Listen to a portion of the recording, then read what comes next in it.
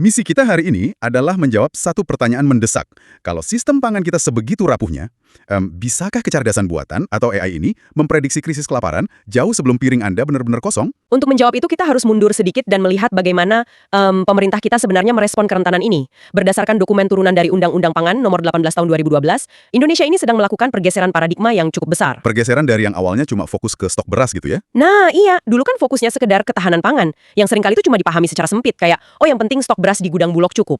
Pendekatan lama ini sifatnya sangat terfragmentasi atau terpisah-pisah. Kayak kerja sendiri-sendiri antar kementerian kan? Betul, Kementerian A ngurusin pupuk, Kementerian B ngurus jalan tolnya, Kementerian C ngurus harga di pasar. Semuanya terpisah. Makanya BPPNS sekarang mendorong pendekatan sistem pangan yang lebih holistik. Oh, jadi pakai istilah sistem ya sekarang? Iya, mereka bahkan sampai bikin proyek percontohan di beberapa daerah, kayak di Kepulauan Seribu, Bandung Barat, dan Kulon Progo. Itu buat nyoba menyatukan ego sektoral antar lembaga tadi. Tunggu dulu. Saya potong sedikit ya. Mengubah istilah dari ketahanan menjadi sistem di sebuah dokumen perencanaan pemerintah itu rasanya kok cuma manuver bahasa birokrasi saja ya. Maksudnya, Terdengar sekedar jargonnya. nah iya, kita kan tahu realita di lapangan ya. Ganti istilah seringkali tidak mengubah cara kerja kementerian atau dinas di daerah. Emangnya apa sih perbedaan nyatanya? Apalagi saat nanti kita mau implementasi AI. Pertanyaan bagus, karena tanpa mendefinisikan ulang cakupannya sebagai sebuah sistem secara utuh, data yang dikumpulkan untuk dianalisis oleh AI nanti bakal selamanya bolong-bolong. Oh, karena cuma lihat satu sisi doang. Tepat, kata sistem di sini memaksa para pembuat kebijakan untuk melihat 5 tahapan kritis yang memang nggak bisa dipisahkan secara logistik. Pertama, pasokan input kayak benih dan pupuk. Kedua, produksi pertaniannya di ladang. Oke, produksi. Terus yang ketiga? Pemrosesan. Keempat itu transportasi dan distribusinya. Dan yang kelima baru retail di pasar. Nah, kalau kita cuma mengukur ketahanan dari stok di tahap kelima saja, kita bakal buta sama krisis yang sebenarnya lagi menggelegak di tahap pertama atau keempat. Bisa dielaborasi lebih jauh nggak? Gimana kelima tahap ini tuh bisa saling menjatuhkan? Soalnya kan kadang kita lihat beras langka di pasar, terus kita langsung nyalahin petaninya. Padahal masalahnya ada di tahap yang sama sekali berbeda. Ya, mari kita ambil contoh ekstrim dari dokumen analisis rantai pasok yang kita baca. Bayangkan ada peretasan siber, sebuah serangan ransomware gitu. ransomware ke fasilitas pertanian. Bukan, justru menghantam perusahaan logistik pihak ketiga yang mengatur jadwal truk pendingin di pelabuhan. Ini kan murni serangan siber ya, bukan masalah gagal panen. Tapi efeknya seketika menjalar. Oh, truknya jadi nggak bisa keluar dari pelabuhan kan? Betul, itu melumpuhkan tahap keempat. Dalam hitungan hari saja, sayuran dan bahan pangan segar pasti membusuk. Dampaknya merambat ke tahap kelima, pasar retail di kota besar tiba-tiba kehabisan pasokan pangan, harga langsung meroket. Dan efek baliknya ke petani gimana tuh? Nah, efeknya memukul mundur ke tahap kedua. Petani di daerah kayak Bandung Barat atau Kulon Progo mungkin terpaksa membuang hasil panen mereka hari itu juga. Ya ampun, karena nggak ada truk pengepul yang mau ngambil barang kan? Betul sekali. Nggak ada yang mau ambil risiko ngambil barang pas sistem distribusinya lumpuh total. Jadi, satu celah digital saja di urusan logistik bisa menghancurkan ekonomi petani sekaligus mengosongkan meja makan konsumen Anda. Jadi efek dominonya itu bergerak ke dua arah ya, ke depan nyekik konsumen, ke belakang mematikan petani. Iya, sangat rentan. Berarti mengatur 5 tahapan yang super dinamis ini, di mana sebuah ransomware atau cuaca buruk bisa ngerusak segalanya dalam hitungan jam, pakai cara manual dengan dokumen kertas itu sudah pasti mati konyol. Sudah nggak relevan sama sekali. Kita butuh AI. Iya, kita harus pakai AI. Tapi kita punya satu masalah mendasar dengan AI konvensional. Model bahasa besar atau LLM yang biasa kita pakai itu kan sering banget berhalusinasi. Nah, halusinasi, musuh utama dalam pembuatan kebijakan publik. Kan bahaya banget. Kalau AI ini nggak tahu persis data panen di Kulon Progo, dia tuh punya kecenderungan ngarang bebas. Bikin angka fiktif yang kedengarannya meyakinkan banget biar kelihatan pinter. Betul. Disitulah arsitektur AI yang kita sebut RAG atau Retrieval Augmented Generation masuk sebagai pahlawan yang dibahas dalam makalah ilmu komputer kita hari ini. RAG ya? Coba jelaskan gimana bedanya sama AI biasa. Jadi RAG ini nggak membiarkan AI nebak-nebak jawaban cuma pakai miliaran parameter memori internalnya, yang mana datanya mungkin bias atau sudah kedaluarsa tahun lalu. Oke, terus apa yang bikin dia beda? RAG menambahkan satu fase yang namanya retrieval atau pengambilan. Sistem ini mengambil data secara real-time dari dokumen eksternal yang valid, baru setelah itu AI-nya menyusun jawaban. Mari kita urai sedikit mekanismenya biar Anda yang mendengarkan bisa membayangkan. Setahu saya, proses retrieval ini tuh nggak sesederhana kita ngeklik Ctrl F di dokumen Word ya. Oh, jauh, dia rumit dari itu. Iya kan? Sistem harus memecah ribuan dokumen, kayak undang-undang, data cuaca, sampai laporan stok. Jadi potongan-potongan teks kecil. Nah, teks ini dikonversi jadi vektor. Betul, vektor. Yang pada dasarnya, vektor itu deretan angka yang merepresentasikan makna kalimatnya. Terus, pas kita nanya ke AI, pertanyaan kita juga diubah jadi vektor. Lalu sistem mencari vektor dokumen yang posisinya paling dekat secara matematis. Ini yang disebut dense retrieval kan? Penjelasan mekanis yang sangat akurat. Pencarian vektor inilah yang memungkinkan sistem menemukan relevansi makna, bukan cuma sekedar nyocokin kata kunci yang sama persis. Setelah ketemu dokumen yang relevan, baru dia jawab. Iya. RAG menjadikan teks asli dari dokumen tersebut sebagai landasan mutlak, semacam fondasi faktanya, sebelum si generator AI merumuskan jawaban buat penggunanya. Kalau saya coba jadikan ini sebuah perumpamaan ya, ini tuh pada dasarnya mengubah cara AI ikut ujian. Gimana tuh maksudnya? AI konvensional itu kayak siswa yang disuruh ikut ujian tutup buku. Kalau dia panik atau lupa hafalannya, dia bakal halusinasi dan ngarang jawaban asal kertasnya nggak kosong. Iya, masuk akal. Tapi dengan RAG, kita ngubah formatnya jadi ujian buka buku.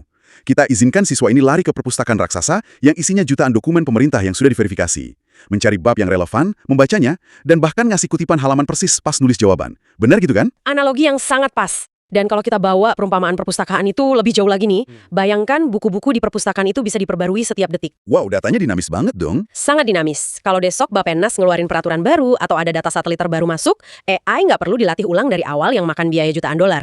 Kita cukup masukkan dokumen baru ke perpustakaan tadi, dan jawaban si siswa otomatis langsung pakai data paling mutakhir. Oke, kemampuannya buat baca buku itu udah jelas ya. Tapi, buku yang mana dulu nih? Anda yang ngikutin teknologi pasti tahu kalau sistem ini pakai NLP atau Natural Language Processing buat baca data yang nggak terstruktur. Betul, NLP jadi kunci untuk mencerna teks. Tapi realitas di lapangan kan sangat bising ya. Bappenas mungkin merilis dokumen strategi yang rapi, bahasanya difilter, tapi di sisi lain kita punya data lapangan yang kacau balau. Ada berita soal konflik buruh pelabuhan, cuitan marah dari petani soal pupuk palsu, spekulasi harga. Itu realita data supply chain kita. Nah, gimana RAG pakai NLP untuk menangani konflik antara data pemerintah yang terkesan steril ini sama data dari lapangan yang bias dan kadang bertentangan? Arsitektur analitik preskriptif modern itu nggak asal menelan semua teks tanpa pandang bulu.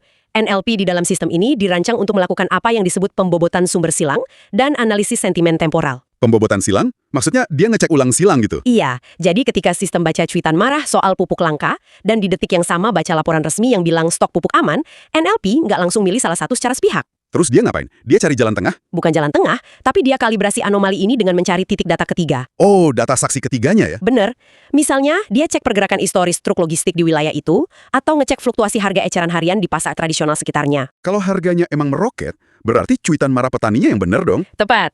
Jika harga di pasar ternyata meroket meskipun laporan resmi bilang aman, sistem RAG ini bakal menandai laporan resmi tersebut sebagai outdated atau sekedar anomali birokrasi, dan langsung mengangkat isu lapangan ini ke pembuat kebijakan dengan probabilitas resiko yang sudah dikalkulasi. Wah, menarik banget.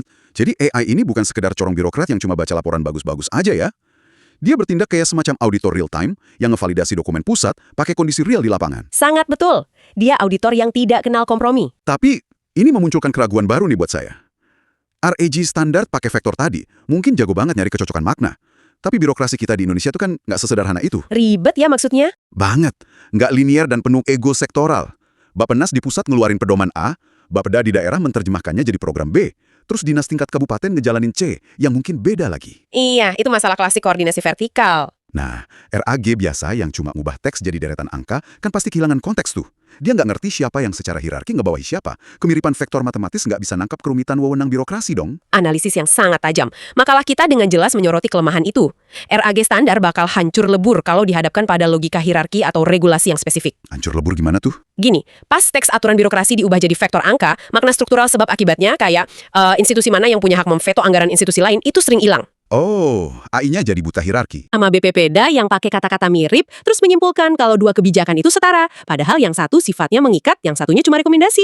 Berbahaya juga ya kalau AI ngasih saran tapi salah baca wewenang hukum, terus solusi teknisnya apa dong? Solusinya adalah mengawinkan arsitektur yang kita sebut PKRAG dengan knowledge graphs. Oke, mari kita urai soal knowledge graphs ini. Setahu saya, alih-alih sekedar memecah dokumen jadi teks acak kayak rak biasa, knowledge graphs ini memetakan data jadi entitas dan relasi, bener kan? Tepat. Dia membangun jaringan hubungan yang punya arti. Jadi sistem ini secara eksplisit diajari bahwa, misalnya, dokumen RPJMN BPPNAS itu punya status mendikte rencana BPPDA. Dan BPPDA punya relasi mengalokasikan dana ke infrastruktur irigasi di Kabupaten Kulon Progo. Sangat presisi. Relasi-relasi itu dikunci dalam sistem. Rasanya, ini sudah bukan kayak nyari kata di halaman indeks buku belakang lagi ya. Ini tuh lebih mirip papan investigasinya detektif di film-film kriminal gitu loh. Ah iya, papan benang merah. Nah iya, papan benang merah.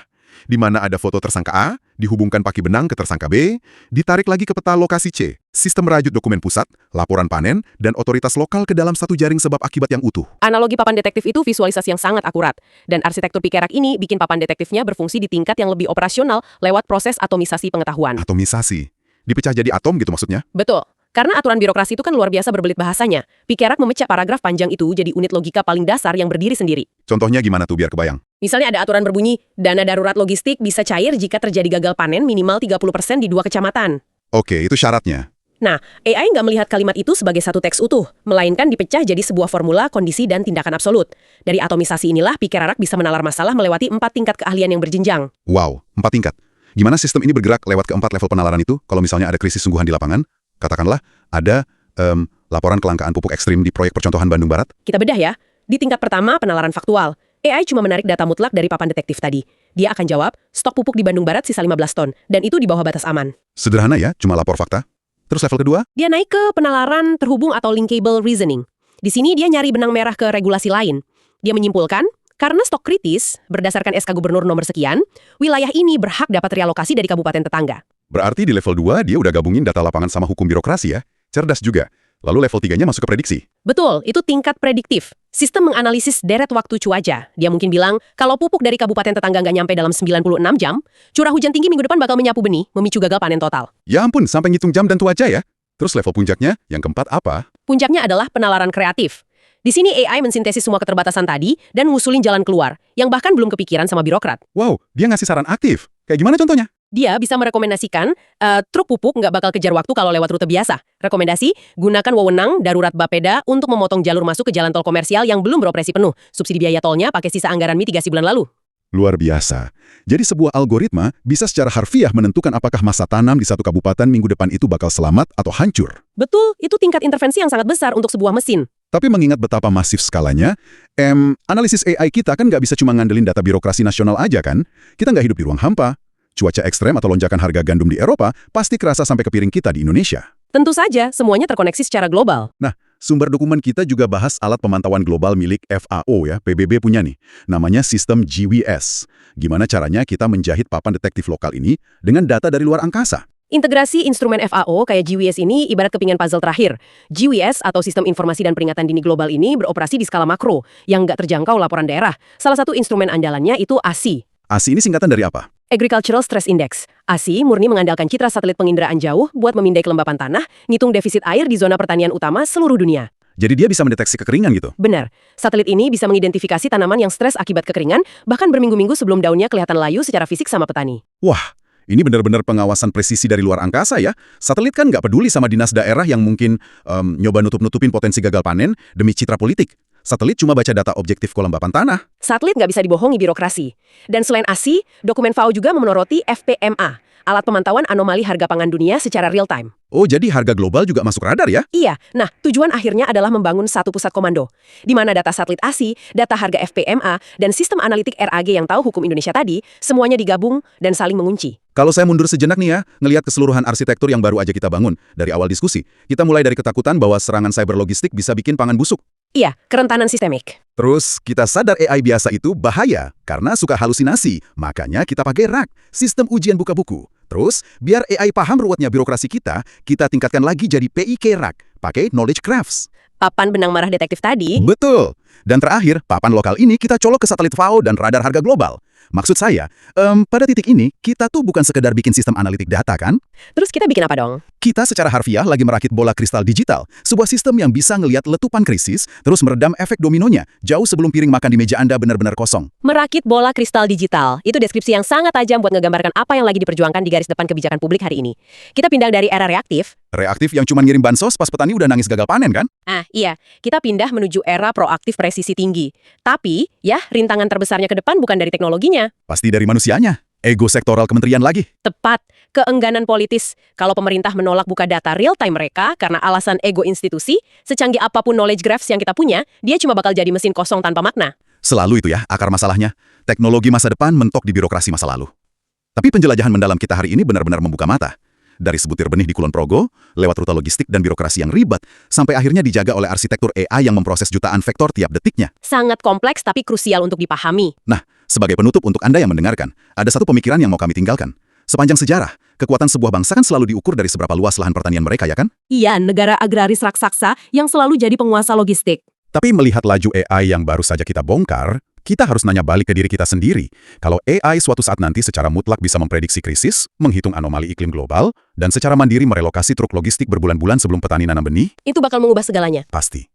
Apakah di masa depan, negara yang menguasai ketahanan pangan bukanlah negara yang dikaruniai tanah paling subur, melainkan negara yang menguasai ekosistem kecerdasan buatan paling presisi? Apakah algoritma peramalan data ini akan jadi jauh lebih berharga dan lebih mematikan daripada segudang penuh gandum? Coba Anda renungkan itu. Terima kasih sudah ikut dalam diskusi mendalam kita kali ini.